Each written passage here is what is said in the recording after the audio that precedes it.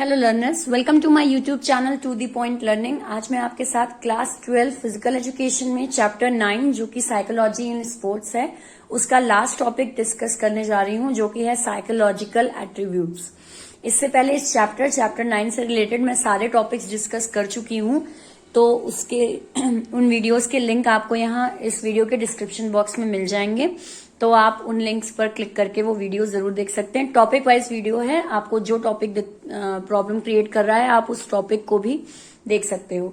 इसके अलावा आपको मेरी क्लास 12 फिजिकल एजुकेशन की प्लेलिस्ट में सारे चैप्टर्स के वीडियो मिलेंगे, चैप्टर 10 तक के, और नए पुराने सारे टॉपिक्स इंक्लूडेड हैं। जैसे आपके में न्यू टॉपिक्स नए आए हैं तो वो भी मैंने डिस्कस किए हैं, चाहे वो योगा चैप्टर के हों चाहे किसी और चैप्टर के, तो आप वो भी देखेगा। इसीलिए नए पुराने सारे टॉपिक्स जो हैं वो सारे के सारे मेरे प्लेलिस्ट पे हैं, तो उसे विजिट जरूर करिएगा।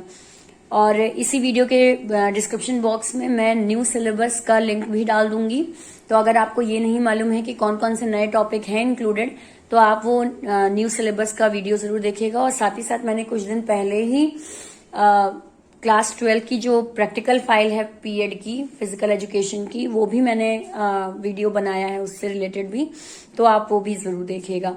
उस फाइल से रिलेटेड एक चीज ये है कि आप फाइल जो बनाएंगे वो पूरी की पूरी वैसे नहीं, आप फाइल अपने टीचर के गाइडेंस के अकॉर्डिंग बनाएं, जैसा वो कह रहा है वैसी बनाएं। मैं आपको फाइल के थ्रू केवल आइडिया दे रही हूं कि क्या क्या चीजें इंक्लूडेड होती हैं। बाकी जैसा अगर जो टॉपिक आपका टीचर कह रहा है आप उसके अकॉर्डिंग ही चलिएगा, तो ये चीज आप फाइल में ध्यान रखिएगा। बाकी फाइल देखिएगा जरूर, आपको आइडिया मिल जाएगा कि आपकी प्रैक्टिकल फाइल कैसे बननी है। सो स्टार्ट करते हैं इस टॉपिक को। Psychological attributes. Attribute means quality which is mainly related to social nature. यहाँ ये जो वर्ड एट्रीब्यूट है इसका क्या मतलब है, तो एट्रीब्यूट का मतलब होता है क्वालिटी, यानी कि किस तरीके की आपके अंदर क्वालिटी है रिगार्डिंग सोशल नेचर, यानी लोगों से इंटरेक्ट करते वक्त आपका एट्रीब्यूट क्या है, आपका नेचर क्या है, आपकी क्वालिटी क्या है, वो चीज क्या बताती है, वो चीज एट्रीब्यूट्स कहलाती है। Psychological attributes improve through participation in sports. अब आपकी एक जो क्वालिटी है लोगों से सोशलाइज होने की, वो ज्यादा इंप्रूव हो सकती है जब आप स्पोर्ट्स में पार्टिसिपेट करते हैं, क्योंकि स्पोर्ट्स में पार्टिसिपेट करके आपकी self esteem, mental imagery, self talk, ये सारी चीजें इंप्रूव होती हैं, जिसकी वजह से एक पर्सन जो स्पोर्ट्स में एंगेज है वो लोगों से सोशलाइज होना भी सीख लेता है। आप खुद ही ऑब्जर्व करिए, आपके जितने भी स्पोर्ट पर्सन होते हैं वो जनरली मीडिया वगैरह को फेस करने में या फिर लोगों से इंटरेक्ट करने में, इन सब में ज्यादा हेजिटेट नहीं होते। क्यों? क्योंकि उनका वो साइकोलॉजिकल एट्रीब्यूट जो उनका दायरा है वो काफी बढ़ जाता है, तो उनको साइकोलॉजिकल एट्रीब्यूट्स में कोई दिक्कत नहीं होती, तो इसे हम साइकोलॉजिकल एट्रीब्यूट कहते हैं। स्पोर्ट्स में आपका इसे पढ़ना इसलिए जरूरी है कि स्पोर्ट्स के थ्रू और क्या क्या क्वालिटीज एक स्पोर्ट पर्सन में इंक्रीज होती हैं रिगार्डिंग हिज साइकोलॉजी, तो वो टॉपिक आप यहाँ पे पढ़ रहे हैं। अब आते हैं, ये हो गया आपका साइकोलॉजिकल एट्रीब्यूट का मीनिंग। अब देखते हैं कुछ factors, psychological factors attributing in sports, यानी कि स्पोर्ट्स की वजह से कौन कौन से ऐसे साइकोलॉजिकल एट्रीब्यूट्स हैं जो एक पर्सन में आते हैं, यानी स्पोर्ट्स से मदद होती है एक पर्सन को ये सारी चीजें डेवलप करने में। तो पहला है आपका सेल्फ एस्टीम, ये पी नहीं है, थोड़ा राइटिंग में दिक्कत हो गई, एस्टीम, ठीक है। Self esteem, it is a sense of self worth और पर्सनल वैल्यू। सेल्फ एस्टीम का मतलब होता है खुद की एक वैल्यू करना, या एक अपने एक डेडिकेशन को फॉलो करना, अपनी जो सेल्फ वर्थ होती है उसको फॉलो करना, कि अपनी एक कीमत समझ लीजिए कि उसे हम सेल्फ एस्टीम कहते हैं। जैसे हम कहते हैं कि सेल्फ एस्टीम नहीं है क्या, मतलब कि खुद की कोई वैल्यू नहीं है क्या, तो वो चीज आपकी सेल्फ एस्टीम कहलाती है। It involves one's own appearance, believe, emotion and behaviour. इसमें एक पर्सन के खुद का अपीयरेंस वो कैसा है, क्या उसकी विचारधारा है, उसके क्या इमोशनल एस्पेक्ट्स हैं, उसका बिहेवियर कैसा है, ये सारी चीजें मिलाकर एक पर्सन की सेल्फ एस्टीम क्रिएट होती है। तो sports participation in sports improve overall personality. अब स्पोर्ट्स में पार्टिसिपेट करने से एक पर्सन की ओवरऑल पर्सनालिटी बढ़ती है और वो ज्यादा से ज्यादा सोशलाइज हो पाता है, जिसकी वजह से एक सेल्फ एस्टीम जो है, एक खुद के अंदर जो एक कॉन्फिडेंस है वो भी डेवलप हो पाता है। So this is self esteem. Next आते हैं मेंटल इमेजरी। मेंटल इमेजरी का मतलब it help a person to give him the feeling of satisfaction and confidence of doing the difficult things, यानी खुद की एक सोचने की क्षमता जो होती है जिससे वो अपने अपनी डिफिकल्ट सिचुएशन से बाहर निकल पाता है, उसे हम मेंटल इमेजरी कहते हैं। ये एक पर्सन को सेटिस्फैक्शन प्रोवाइड कराता है और उसके अंदर एक कॉन्फिडेंस जगाता है, उसके अंदर क्रिएटिविटी इंजेक्ट करता है, तो ये चीज मेंटल इमेजरी कहलाएगी। It stabilize the anxiety, improve body image and remove negative thoughts.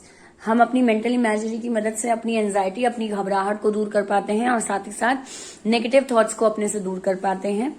तो ये चीज आपकी, और स्पोर्ट्स पार्टिसिपेशन जो है वो इसी मेंटल इमेजरी में हेल्प करता है। एक आपकी जो जब आप स्पोर्ट्स पार्टिसिपेट करते हैं तो एक सेटिस्फैक्शन जो है वो इम्प्रूव होता है। जिन चीजों से आप घबराते हैं उसको आप बाकायदा फेस टू फेस उससे लड़ते हो, तो ये चीज क्या है, आपकी मेंटल इमेजरी को इम्प्रूव करता है। देन आते हैं self talk. It is an internal motivating force which help to self correct own mistake. Self talk मतलब एक तरीके से खुद से बात करना जो होता है, मन ही मन खुद से बात करना, तो वो सेल्फ करेक्ट आपकी मदद करता है आपको किसी भी गलती को खुद से सुधारने की। And re energize person to do better. एक इंसान अपने से खुद की एनर्जी को क्रिएट करता है और तब किसी भी सिचुएशन से लड़ पाता है, तो वो चीज उसके अंदर आ पाती है सेल्फ टॉक की वजह से। कांस्टेंट एफर्ट वो करता है। तो स्पोर्ट्स एक्टिविटी में भी आपका सेल्फ टॉक बहुत इंपॉर्टेंट रोल है, इसको प्रैक्टिस किया जाता है। जैसे अगर आप कोई टारगेट पूरा नहीं कर पा रहे तो स्पोर्ट्स में खेलते वक्त आपके दिमाग में लगातार उथल पुथल चलती रहती, नहीं ये तो हमें गोल अचीव करना है, ये हमें टारगेट पूरा करना है, इसको ऐसे करें, ये सामने वाला इस तरह खेल रहा है तो चलो मैं थोड़ा इसको इस टैक्टिक से पूरा करने की कोशिश करता हूँ। तो ये सारी चीजें आपकी स्पोर्ट्स में इंगेज होती हैं, जो कि आपकी एक सेल्फ टॉक जो क्वालिटी है उसको इम्प्रूव करता है। देन आते हैं goal setting. It is the strategic aspect follow to achieve the success. कोई भी तरह का एक स्ट्रैटेजिक स्टेप लेना आपको गोल के पास पहुंचाता है, ठीक, जीत के पास पहुंचाता है। So participation in games help to goal setting and focus on target. हम जब भी कोई गेम्स खेलते हैं या फिर हम किसी भी स्पोर्ट्स में पार्टिसिपेट कर रहे हैं तो वहां पे कोई ना कोई हम अपना गोल सेट करते हैं। तो एक जो पर्सन लगातार स्पोर्ट्स में एंगेज है उसकी किसी भी तरह की गोल सेटिंग में भी इंप्रूवमेंट होती है, वो अपने बाकी लाइफ के एस्पेक्ट्स में भी एक गोल सेट करके उसे अचीव कर पाता है, क्योंकि स्पोर्ट्स में यही सिखाया जाता है कि आप कैसे अपने टारगेट को अचीव करो। तो वो चीज इनबिल्ट हो जाती है with the help of sports.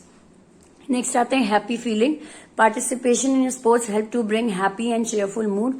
दस person gains encouragement to do more along with enjoyment.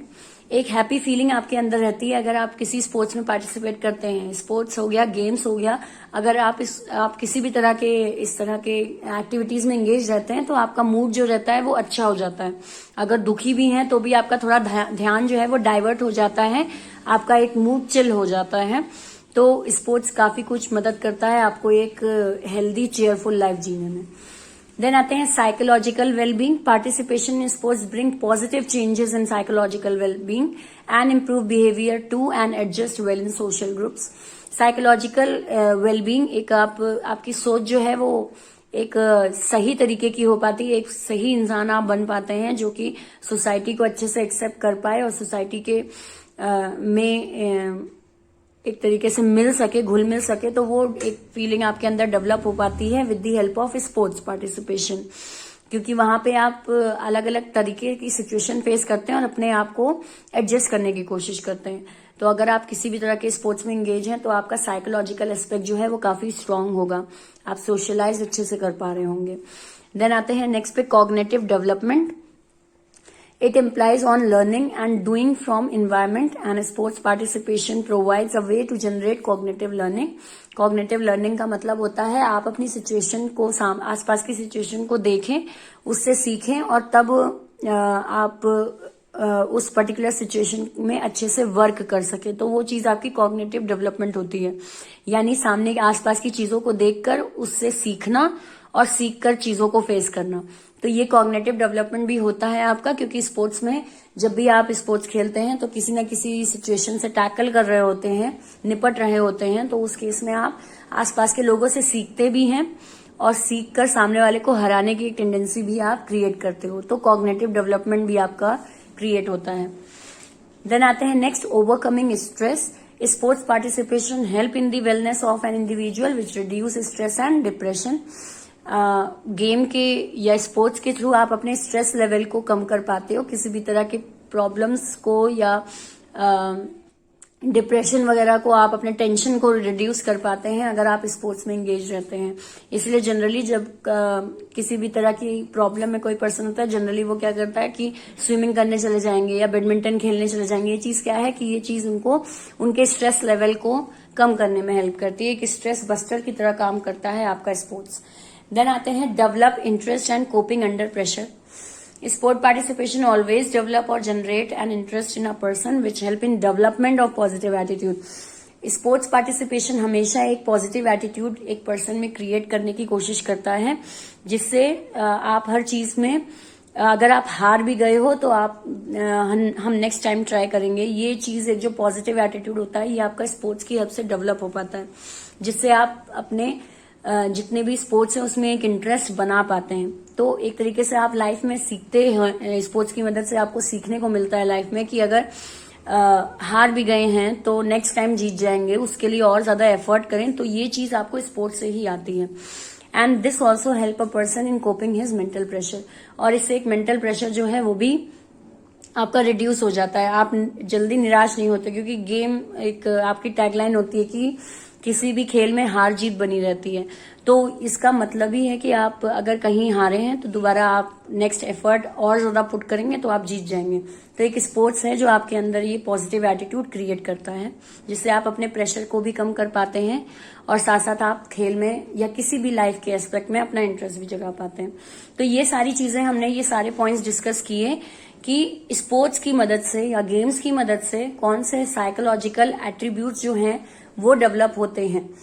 सो यहाँ पे हमारा ये चैप्टर ओवर हुआ, चैप्टर 9 आपका साइकोलॉजी इन स्पोर्ट्स से रिलेटेड। इसके बाद नेक्स्ट चैप्टर जो है आपका लास्ट चैप्टर पीएड का, वो है ट्रेनिंग इन स्पोर्ट्स। उसमें भी कुछ नए टॉपिक्स इस साल आए हैं, तो इसके बाद मैं वो वीडियोस भी आपके सामने लाऊंगी, उनको भी डिस्कस करेंगे हम एक एक टॉपिक को। तो आप आगे के वीडियो जरूर देखिएगा, जिसके लिए चैनल को सब्सक्राइब जरूर कर लीजिए अगर अभी तक नहीं किया है। बेल आइकन पे क्लिक करिए ताकि मेरे वीडियो अपलोड करते ही आपके मोबाइल पे उसका नोटिफिकेशन फ्लैश हो। बाकी अगर वीडियो समझ में आया हो तो लाइक का बटन जरूर क्लिक करें। अपने फ्रेंड्स में और क्लासमेट्स में वीडियोस को शेयर जरूर करें। Thank you and have a nice day.